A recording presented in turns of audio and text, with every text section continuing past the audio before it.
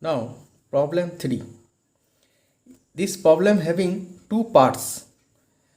In first part, it is given that in an Otto cycle, the temperature at the beginning and end of the compression are 43 degree and 323 degree C respectively. That's when first I have to draw the Otto cycle diagram. This is the Otto cycle diagram, and this is the compression process. In this compression process, this initial temperature of this or beginning temperature of this compression ratio is T1, and this is the end of this compression, the temperature is T2. Now this is given for part 1. I am writing this problem for this part 1. Part 1 is given the temperature at the beginning and at end of the compression are 43 degree C and 323 degree C. So I can write T1 equals to 43 degree C, which is equals to 43 plus 273 equals to 316 Kelvin. T2 equals to the end of this compression, the temperature is given, that is 323 degree C, that is 323 degree C. This equals to 323 plus 273 equals to 596 K. Now determine the air standard efficiency and compression ratio. So we have to find first the compression ratio RK and the air standard efficiency. This is the Otto cycle, so we have to find this efficiency for Otto. Okay. Now what is compression ratio? This is compression ratio is V1 by V2. Now this temperature is given only T2 and T1. So what is the relation between V2 and V1 with T2 and T1? So first we have to find the relation.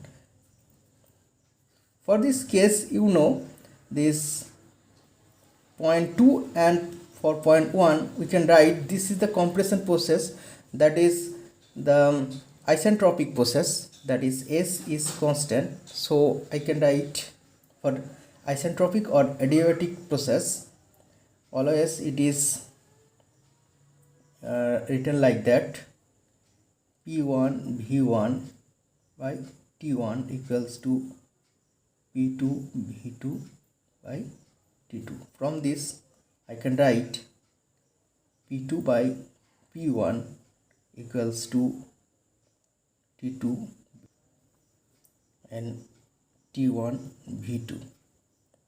Okay, and as this is adiabatic process, so I can write P1 V1 gamma equals to P2 V2 gamma. Therefore P2 by P1 equals to V1 by V2 gamma. As you know, this value and this value is same, because here P2 by P1 and here also P2 by P1. So I can write this equals to this, and this will come T2 V1 by T1 V2 at the left, and the right you can write this V1 by V2 to the power gamma. Here I have written this. Now if we take only the T part is this, which is T2 by T1 here, and this V1 by V2 at the right side. Now this value will come, this V1 by V2 to the power gamma, that's this one, and this V1 by V2, this V1 by V2, which is V1 by V2 to the power minus 1, and from these two we can write V1 by V2 to the power gamma minus 1 is this. Now I can write, if we bring this V1 by V2 to the left, then I can write V1 by V2 equals to T2 by T1. This value will come, I have taken this one in the left, so this will be 1 by gamma minus 1. So here we know this Rk equals to V1 by V2, which is T2 by T1, 1 by gamma minus 1, and this T2 equals to is 596 and T1 is 316, so 316, and write 1, and this gamma is 1.4 minus 1, so this value will come 1.922, and this value will be 2.5, this will 5.121. Okay.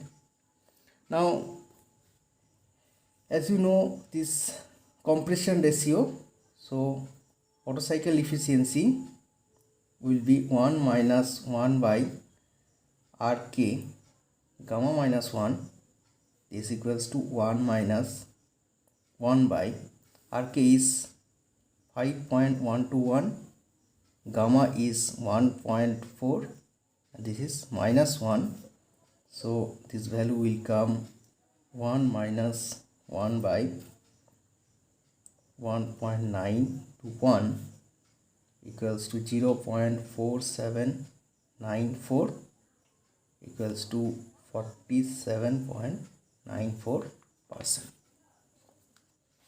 Now next part, it is given a petrol engine with the above compression ratio.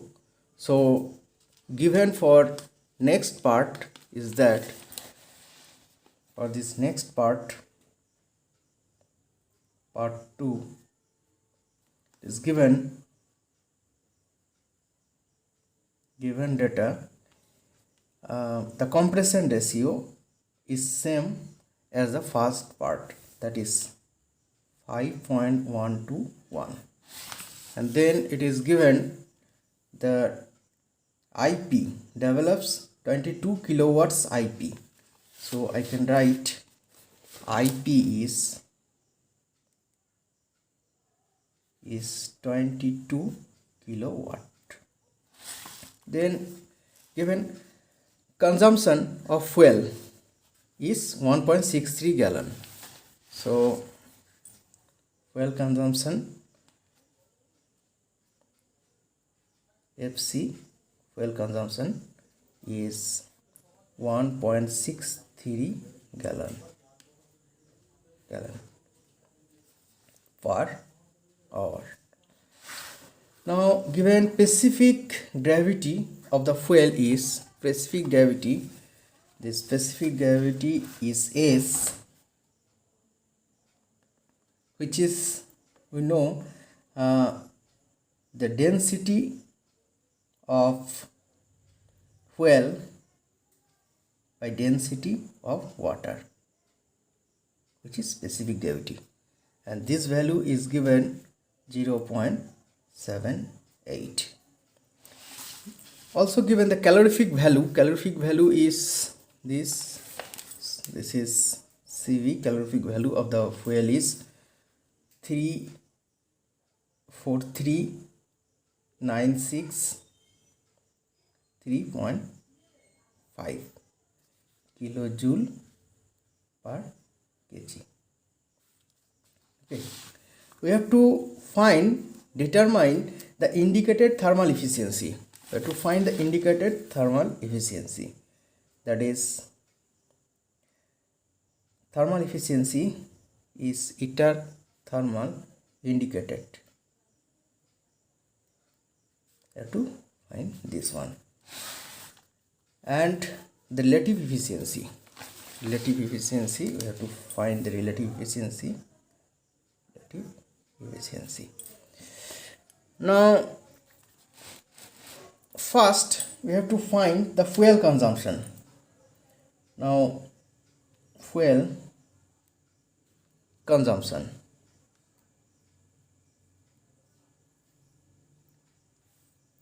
you have to convert this gallon into kg.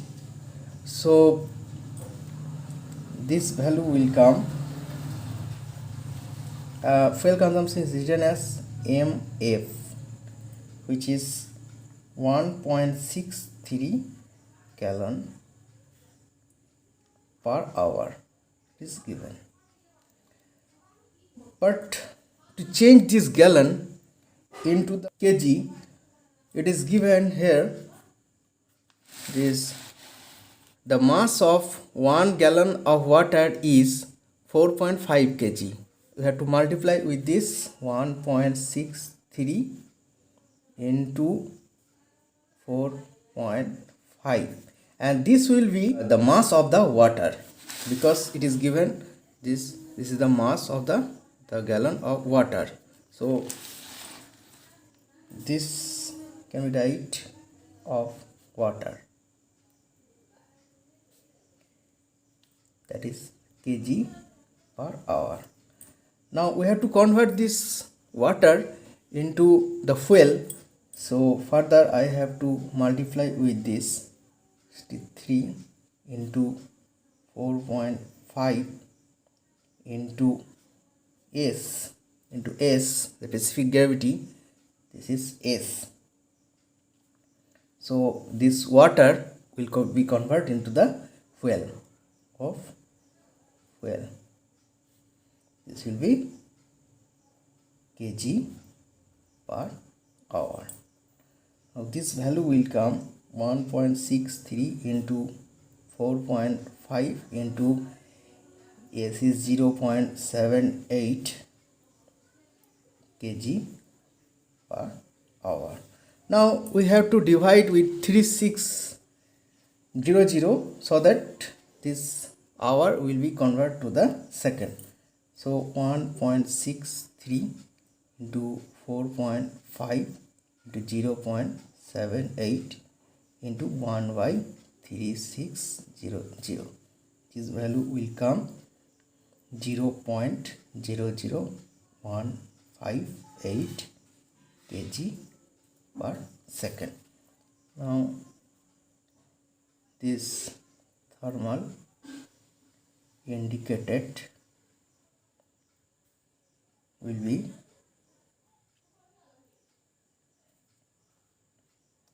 IP by heat supply.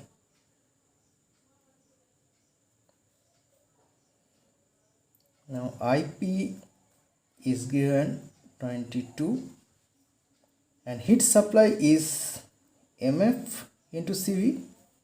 So I can write 22, mass of the fuel is 0.00158 into CV is 4396C.5. So this value will come 0.31671, that is 31.671%. Now relative efficiency. What is relative efficiency?